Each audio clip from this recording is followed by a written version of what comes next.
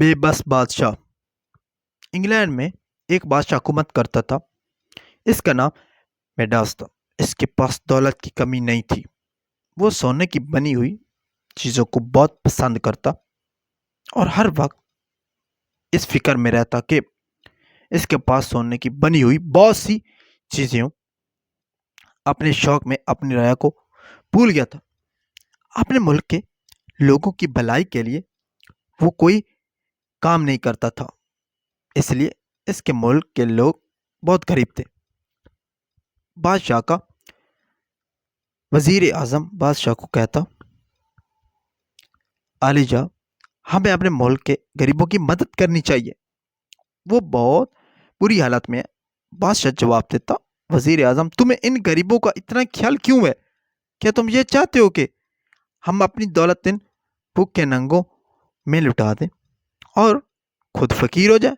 نہیں، یہ نہیں ہو سکتا، ہم ان کی کوئی مدد نہیں کر سکتے۔ یہ کہہ کر وہ اپنے محل کے کمرے میں چلا جاتا اور اپنے پاس جمع کیے ہوئے سونے کے سکے گننے لگتا۔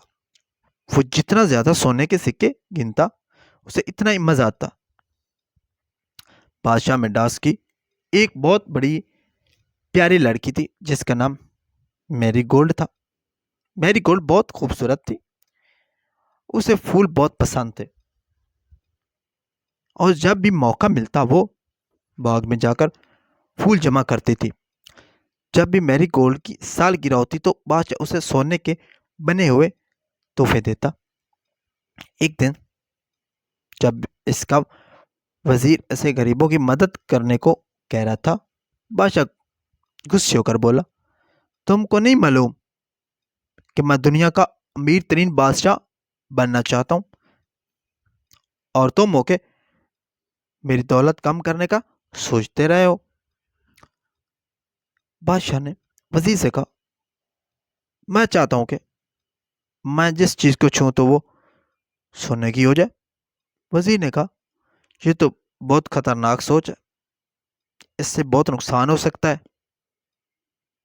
بادشاہ نے کہا، گستاخی، خاموش ہو جاؤ اور مجھے تمہارے مشورے کی کوئی ضرورت نہیں ہے۔ اسی وقت وہاں ایک پری گزر رہی تھی۔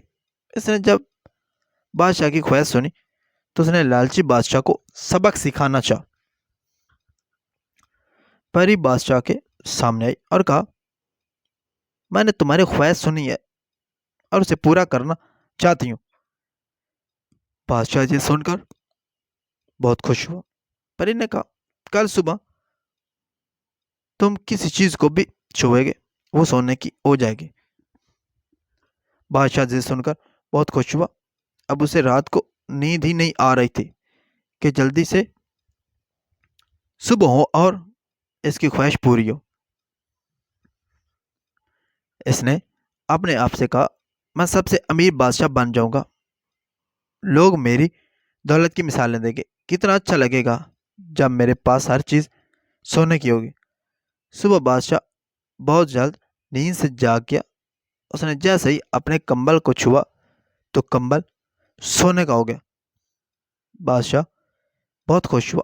اب اس نے کرسی کو چھوا تو کرسی بھی سونے کی ہوگی، جاگ کو چھوا وہ بھی سونے کا ہو گیا، موم بتی کے سٹینڈ کو چھوا تو وہ بھی سونے کا ہو گیا، اپنے پلنگ کو چھوا تو وہ سونے کا ہو گیا۔ اپنے کمرے کی سب چیزوں کو سونے کا کرنے کے بعد بادشاہ اپنے محل کے باغ میں گیا۔ وہاں اس نے پھولوں کو چھوا تو وہ بھی سونے کے ہو گئے۔ میری گولڈ کے پلے ہوئے ہرن اور خرگوش کو چھوا تو وہ بھی سونے کے ہو گئے۔ ہر چیز کو سونے کا بنا کر بادشاہ خوشی خوشی محل میں واپس آیا۔ جب وہ ناشتہ کرنے میز پر بیٹھا تاکہ ناشتہ کر سکے، میز پر ناشتہ لگ چکا تھا۔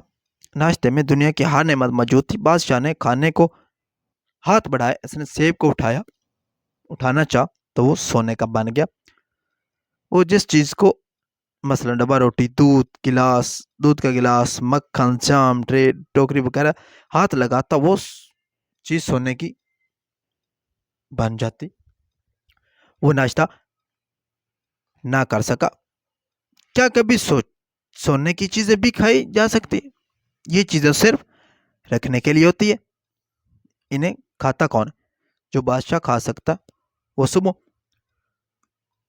جب شہزادی میری گولڈ اپنے محل کے باغ میں پھول توڑنے گئی تو وہاں کا عجیب نظارہ دیکھ کر حیران ہو گئی کہ سارے باغ اور ان کے پالتو جانور مختلف نظر آ رہے تھے۔ وہ بہت اداس ہو گئی۔ اس نے کہا، سب پھولوں کی خوشبو کھو گئی ہے، میرے پالتو جانور بھی حرکت نہیں کر رہے ہیں، یہ ان سب کو کیا ہو گیا؟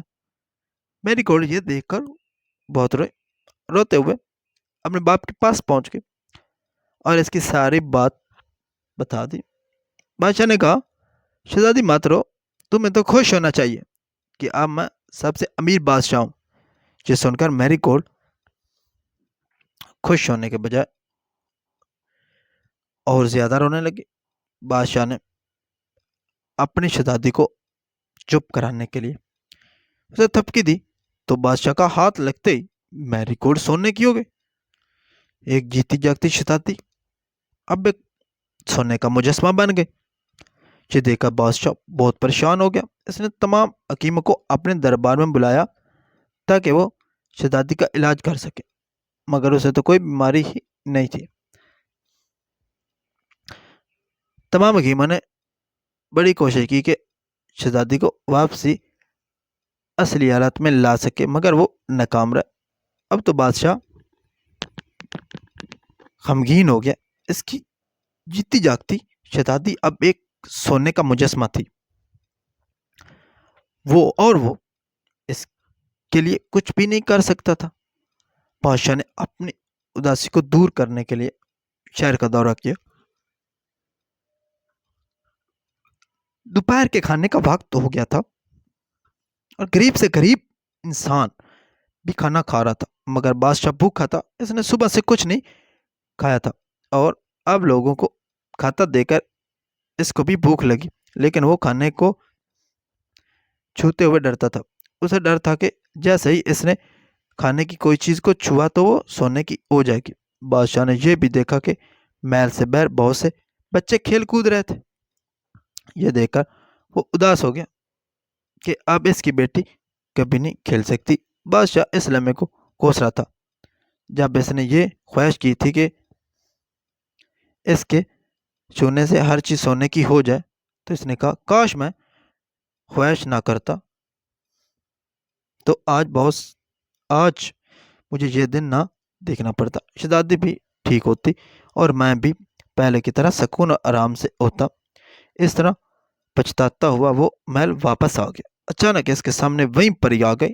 پری نے بادشاہ سے پوچھا، تم اداس کیوں؟ بادشاہ، کیا تم سب سے بڑے امیر بادشاہ نہیں ہو؟ بادشاہ نے کہا، اچھی پری، اب میں سب سے امیر بادشاہ ہوں، لیکن اتنا سونا بھی مجھے خوش نہیں کر سکا۔ اچھی پری، مہربانی کر کے میری مدد کرے۔ یہ سن کر پری جان گئی کہ اب بادشاہ کبھی لالچ نہیں کرے گا۔ پری نے بادشاہ کو پانی سے بھرا ہوا پانی کا جگ دیا اور کہا، اس جگ کا پانی اور اس چیز پر چھڑک دو جس کو تم نے چھوا ہے۔ بادشاہ جگ لے کر پہلے باغ کی طرف بھاگ گیا۔ جب اس نے پھولوں پر جگ کا پانی چھڑکا تو وہ پہلے کی طرح تازہ اور خوشبودار ہو گئے۔ یہ دیکھ کر بادشاہ بہت خوش ہوا۔ اس نے شہزادی کے پالتو جانوروں پر پانی چھڑک دیا تو وہ بھی دوڑنے بھاگنے لگے۔ پھر وہ شہزادی کی طرف بھاگا اور شہزادی پر پانی چھڑکا تو میری گولڈ دوبارہ جیتی جاگتی انسان بن گئی۔ اب تو بادشاہ خوشی سے دیوانہ ہو گیا۔ اس دن کے بعد بادشاہ نے لالچ سے توبہ کی اور اپنے ملک کی رعایا کے لیے فلاحی کام شروع کیے۔ اس نے غریبوں کی مدد کرنے اور ان کے لیے اچھے منصوبے تیار کیے۔ اسے احساس ہو گیا تھا کہ سونا اور دولت انسان کو خوشی نہیں دے سکتے، صرف نیکی انسان کو سچی خوشی دے سکتی ہے۔ अब वो गरीबों का हमदर्द और नेक बादशाह बन गया था। इसलिए इसके मुल्क के लोग इसको अब बहुत पसंद करने लगे थे और वो खुशी खुशी अपने मुल्क पर हुकूमत करने लगा था। Thanks for watching. वीडियो अच्छी लगे तो लाइक करें, चैनल को सब्सक्राइब करें।